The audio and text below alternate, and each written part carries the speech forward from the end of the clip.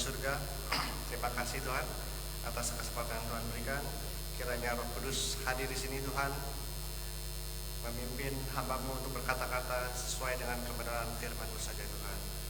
Juga Tuhan, kiranya bagi semua yang mendengar dapat mengerti dan dapat melaksanakannya dalam kehidupan sehari-hari. Tuhan, semua ini kami mohonkan dalam nama Anak-Mu yang tunggal, Tuhan Yesus Kristus, kiranya Engkau bersertakan semua. Amin. Selamat pagi. Terima kasih atas kesempatan yang diberikan oleh IC bahwa pada hari ini saya akan memberitakan firman Tuhan akan kedatangan Tuhan Yesus yang kedua kali. Ini banyak respon ya. Jadi Tuhan Yesus akan datang kedua kalinya. Apa respon kita? Bagaimana kita meresponinya?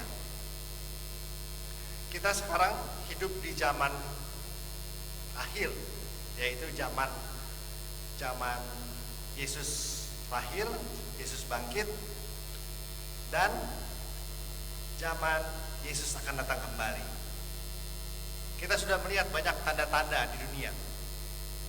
Peperangan, gempa bumi, macam-macam tanda yang sudah diberikan dan sudah dinubuatkan, telah kita lihat dengan mata kepala kita sendiri. Juga hal ini diingatkan oleh Rasul Petrus bahwa nabi-nabi palsu, pengejek-pengejek atau pencemooh akan mencemoohkan kita, akan mengejek, melecehkan janji-janji Tuhan. Karena apa yang mereka lihat, dunia tetap berlangsung seperti sekarang.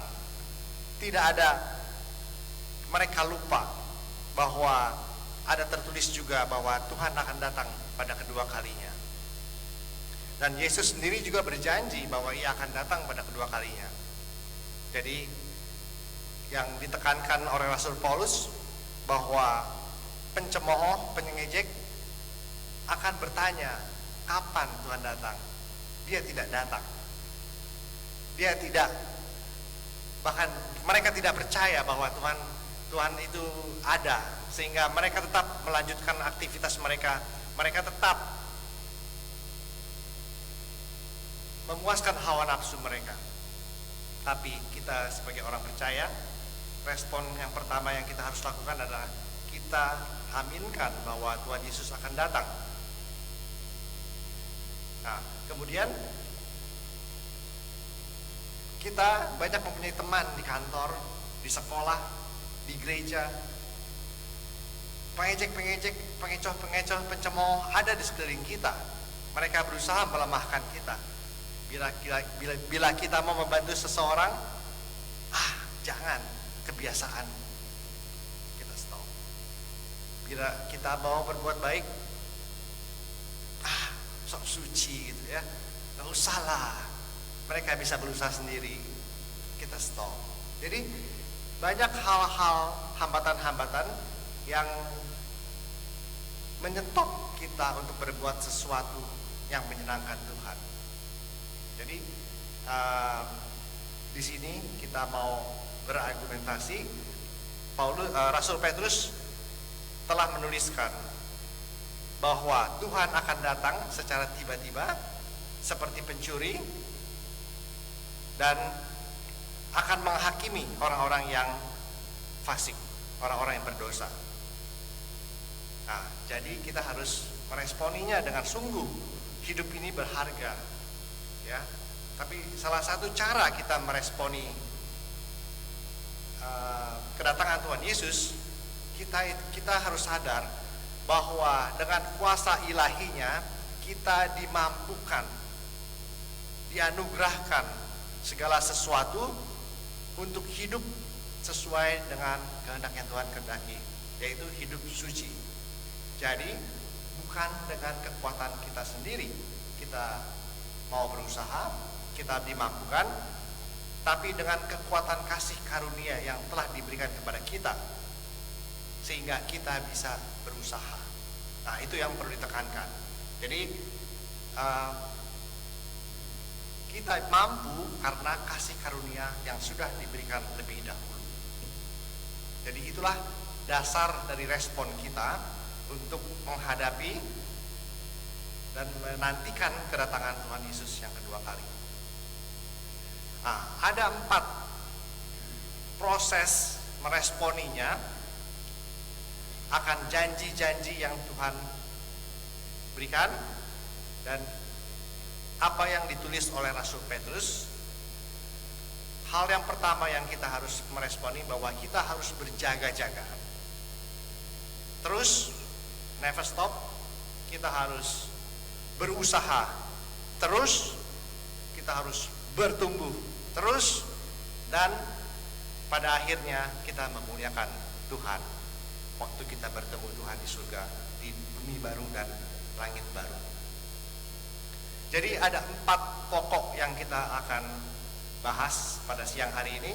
Bagaimana kita bisa meresponinya dengan baik sesuai dengan firman Tuhan. Nah, berjaga-jaga. Kenapa kita harus berjaga-jaga terus? Karena di sekeliling kita, di sekolah, di tempat kerjaan, banyak serangan-serangan dari mereka-mereka yang non-believer yang berusaha melemahkan iman kita. Salah satu yang utama yang kita harus jaga bahwa kita harus tetap berada dalam remain in Christ. Kita harus tetap berada dalam Tuhan. Poin pertama. Kita harus stay away from sin. Kita harus menjauh dari dosa.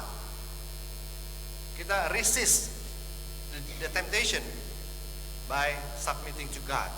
Kita menolak dosa-dosa itu dengan kita berserah penuh kepada Tuhan. Ya, jadi berjaga-jaga terus adalah hal yang penting karena kita mau bertumbuh. Kita tidak mau kita disesatkan, kita tidak mau kita didorong ke dalam dosa. Ya. Nah, contoh berjaga-jaga, kita remain in Christ, kita harus berada di lingkungan yang aman, ya. Pernah di website atau di internet, ya. Seseorang yang lagi berjalan, lagi melihat-lihat di safari, zoo yang dalam mobil, rule-nya dia harus tetap dalam mobil. Tapi kalau dia keluar dari mobil, out of safety zone, ya celaka. Nah, kita harus ingat, kita harus berpegang teguh pada iman kepercayaan kita, ya, Yesus Kristus, untuk kita tidak terbawa arus keluar dari safety zone. Ya, nah, contoh lagi, kita pergi ke Niagara Falls, ya kan? Di situ ada bordernya, ada pagarnya. Nah, kita harus menjaga jarak dengan pagar itu. Jangan kita berselfie dekat-dekat pagar supaya hasilnya bagus, kita mengambil resiko. Ya. Jadi Tuhan telah memberikan kita pengetahuan, iman untuk bisa berjaga-jaga. Jadi jangan kita mengambil risiko dengan kehendak kita sendiri. Nah, itulah step pertama bagaimana kita bisa berjaga-jaga. Sama seperti anak kecil. Contohnya Joel itu ya, kalau tidur mesti dijagain, diborderin sama safety zone, sama badan kita, sama tembok, sama guling. Ya, itulah namanya berjaga-jaga, ya. Kemudian kita udah tahu ya, kita meresponi, kita berdasarkan firman, bukan berdasarkan kehendak kita sendiri. Jadi ada firmannya ya di kitab Petrus juga, ya. Kemudian step kedua, kita harus berusaha. Aduh, kok mesti berusaha ya? Kita kan sudah menerima Tuhan Yesus. Kita sudah selamat. Nah, di sini kembali lagi. Ada ekstrem kiri, ada ekstrem yang jelek, ada ekstrem yang kanan, ya. Tapi yang mau saya tekankan di sini, Kita berusaha bukan untuk mencari sesuatu yang baru, kerja keras di luar Kristus. Ya. Jadi apa usaha yang kita harus kerjakan? Nah, yang harus kita kerjakan adalah kita dengan kasih karunia kita sudah menerima iman dalam Yesus Kristus sebagai Tuhan dan Juru Selamat kita. That's our response to grow the faith. Ya, kan biar iman sebiji sesawi dia bisa mindahkan gunung gitu ya. Nah, jadi iman itu perlu kita pelihara, kita tumbuhkan. Ya. Jadi kita nggak berusaha mencari sesuatu yang baru di luar Kristus. Kita menambahkan iman kita. Dengan apa? Dengan virtue, moral excellent. Ya. Apa itu virtue? Kenapa pakai moral excellent? Ya karena Rasul Petrus sendiri yang menulis. Ya, jadi saya bukan mengarang-arang dan kita tidak mau menambah-nambahkan kitab suci, tapi kita mau mengartikan dan mengaplikasikan dalam kehidupan sehari-hari. Jadi yang harus kita tambahkan ada 7 moral excellent. Bahasa Jakartanya kita harus tahu adat. Ya. Nah, moral excellent ini penting. Ya, jadi ini syarat kita untuk bertumbuh. Ibarat anak kecil, ya, belum bisa baca, masih kecil, masih di bawah umur. Jadi harus diajari oleh bapaknya bagaimana dia bertingkah laku, bagaimana tabiat dia, karakter dia. Jadi ada 7 moral excellence atau virtue yang harus kita tambahkan kepada iman kita. Apa saja? Ya, kita udah punya iman kecil, cukup untuk kita tumbuh besar. Ya, kedua, kita harus tambahkan pengetahuan. Ya, kita harus menambahkan pengetahuan kepada iman kita. Kedua, kita harus menambahkan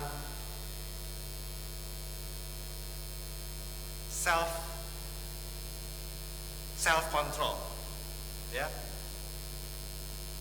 Jadi moral excellence itu kebajikan, ya. Kebajikan. Jadi dari faith kita tambahkan kebajikan, itu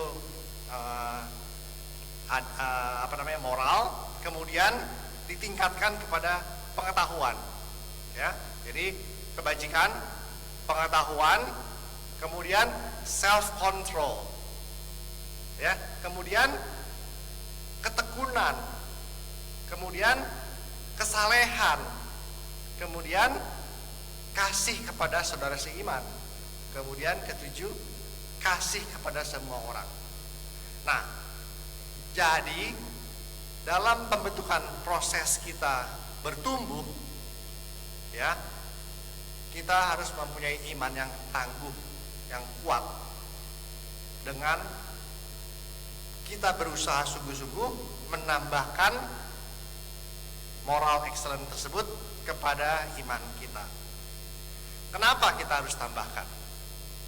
Karena banyak di dunia ini, di sekeliling kita, ya, kalau kita kurang-kurang sabar, kita jatuh dalam dosa. Kita temperamenan, cepat marah, kita jatuh dalam dosa.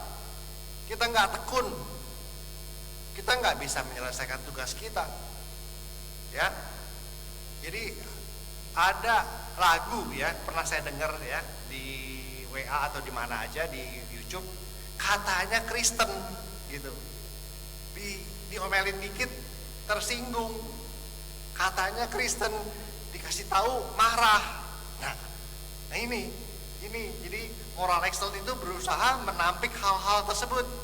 Jadi kita harus kuat. Jadi sebelum kita bertumbuh, kita harus memperkuat fondasi iman kita. Fondasi iman kita adalah dasarnya Tuhan Yesus Kristus. Nah, Yang yang terakhir yang kita harus tambahkan tadi kan yang keenam tuh kasih kepada saudara-saudara, ya.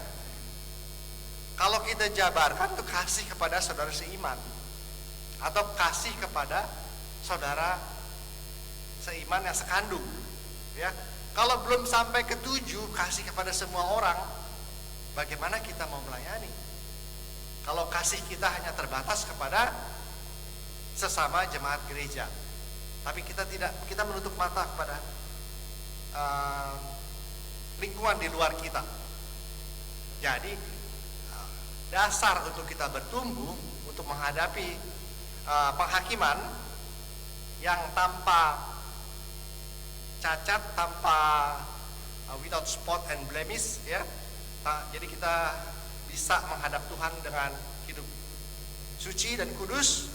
Kita harus sampai ke 7 virtue itu, sampai kepada moral excellent sebelum kita menghadap Tuhan itu, sambil menantikan. Jadi proses menantikan itu kita isi, ya, kita nambahkan moral excellent. Nah, tadi saya lupa ditambahkan waktu kita berjaga-jaga, ya. Saya ingat, ya, waktu kita lihat soldier, ya, yang penjaga istana. Penjaga istana itu waktu jaga, ya, dia benar-benar pakai perlengkapan perangnya, ya, kayak istana Buckingham tuh, tentara pakai topinya, pakai senapannya, pakai beltnya, semua perlengkapan perang. Jadi kita ingatkan juga, kita ingat firman Tuhan, waktu kita berjaga-jaga, kita harus pakai perlengkapan perang atau senjata rohani kita. Apa? Ketopong, helm keselamatan, ya, ikat pinggang kebenaran, berbaju sirah keadilan, ya, perisai iman untuk menangkis serangan-serangan si iblis, kemudian pedang firman Tuhan, dan kemudian berkasut kerelaan pemberitaan Injil. Nah, itu yang jadi apa yang kita pelajari, kita relate kembali sambil menunggu, kita ingat, oh, kita sudah selamat nih, ya. Jadi pakai helm itu penting, karena bagi yang imannya nggak kuat, ada tuduhan-tuduhan, kamu nggak selamat, kamu belum selamat loh, kamu masuk neraka loh. Jadi kita mesti pakai helm keselamatan kita, karena kita percaya bahwa Tuhan telah menganugerahkan iman sehingga kita bisa mengaku bahwa Tuhan Yesus adalah Tuhan kita dan juru selamat kita. Itu tambahan waktu kita berjaga-jaga, ya.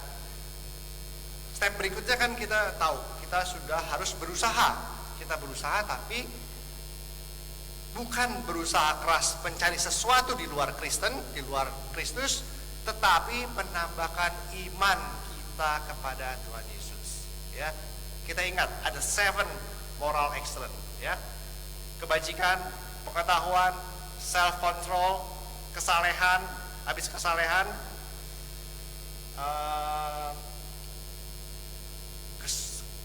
kesucian sampai kesalehan, ya. Ulangin, ya.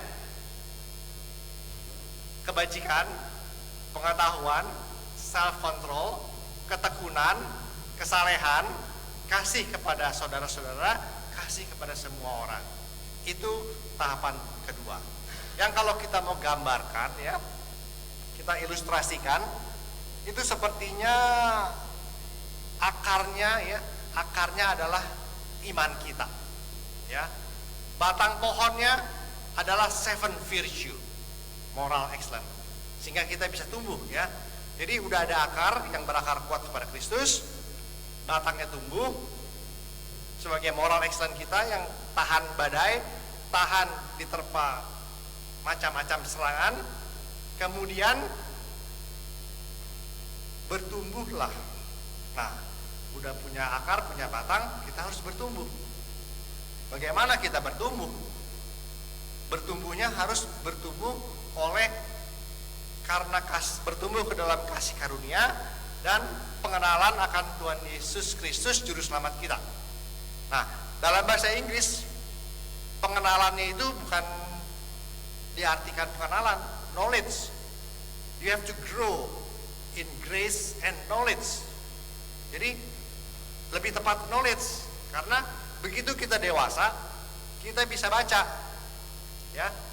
Nah, kita harus belajar dari sumbernya, yaitu Alkitab. Nah, disinilah letaknya ya. Jadi kalau orang tumbuh itu susah, perlu motivasi, ya. Tumbuh itu tidak dihitung dari berapa kali kita ke gereja, berapa kali kita melayani, berapa umur kita, tua muda, nggak tergantung itu semua. Yang namanya mature in spiritual maturity adalah kita tergantung kepada how much, jadi not how many. Wah, saya minggu ke gereja, siang ikut ini, siang ikut itu, pelayanan ini, pelayanan itu, tapi hatinya tidak dekat pada Tuhan, hatinya tidak tulus, ya. Tuhan melihat hati, bukan melihat aktivitas. Nah, ini penting, ya. Bagaimana kita bisa bertumbuh, ya? Not depend on how many, but how much you love God, how much you love others. Jadi much, bukan many, ya. How genuine is your heart. Nah, kita bertumbuh, ya. Terus bertumbuh itu susah, mesti jatuh bangun, ya.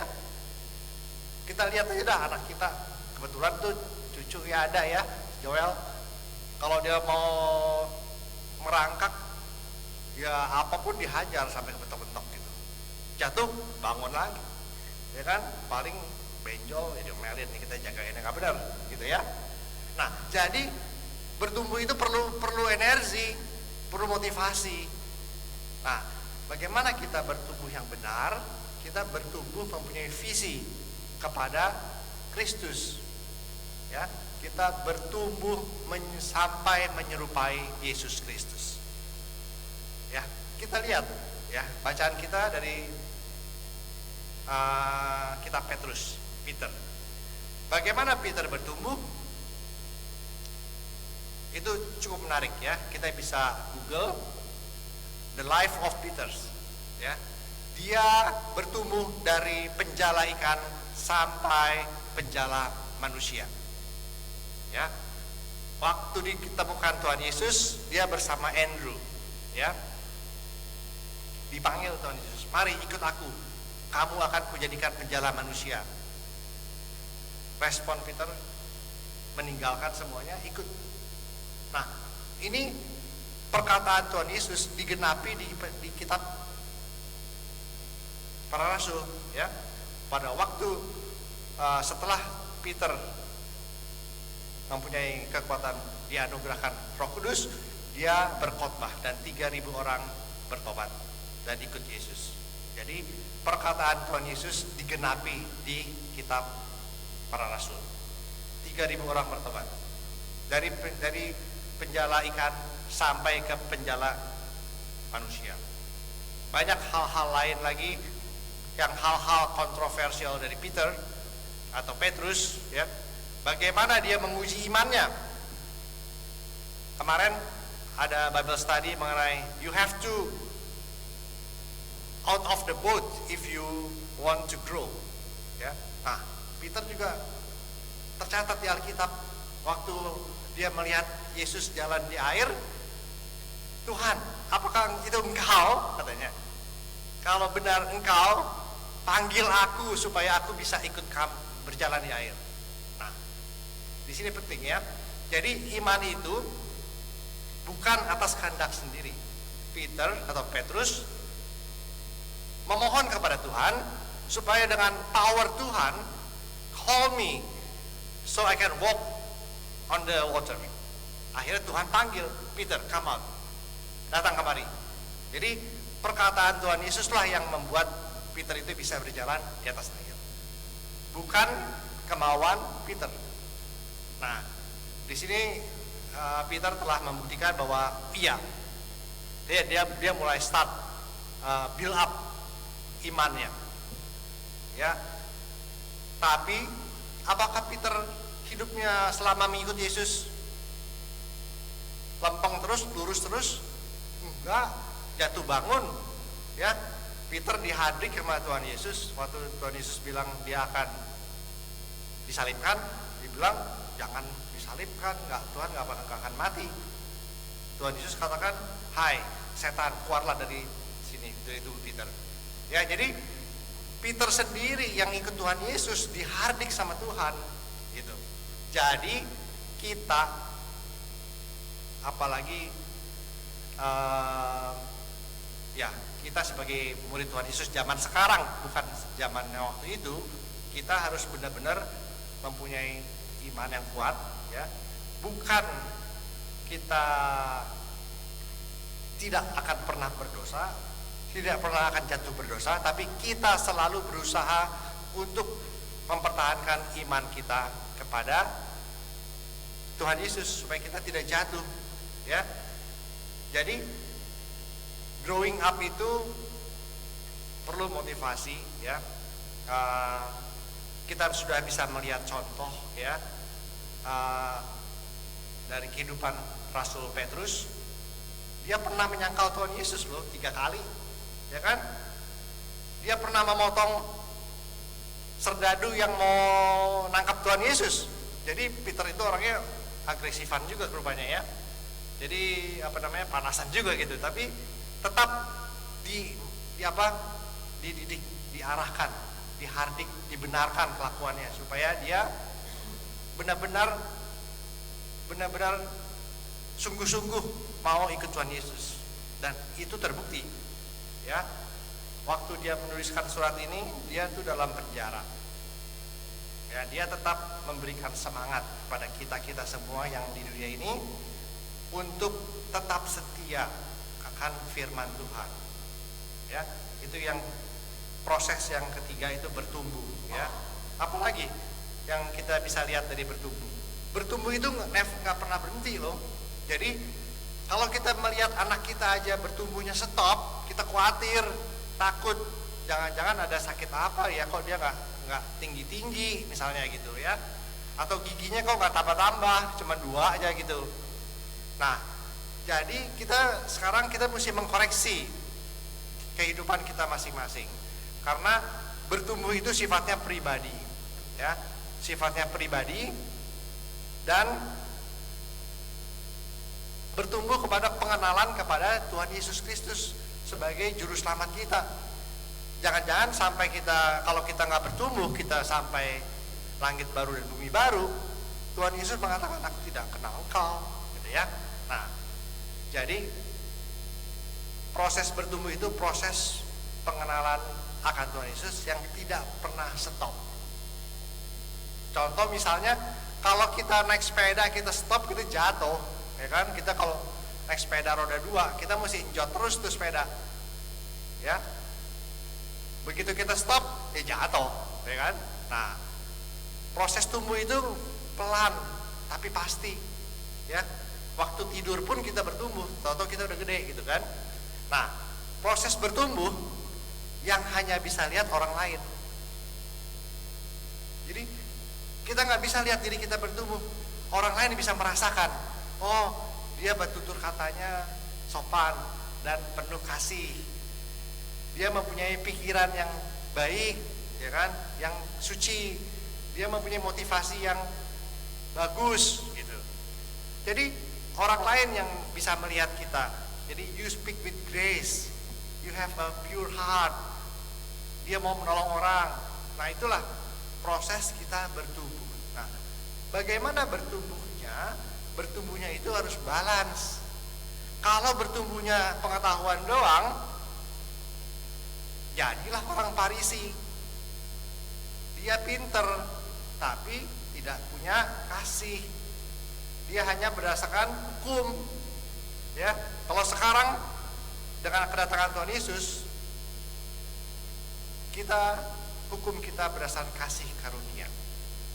Ya, kita tumbuh di kepala pengetahuan akan pengenalan Tuhan Yesus dan kasih karunia di hati kita mempunyai kasih bahwa Tuhan Yesus telah menyelamatkan kita dulu.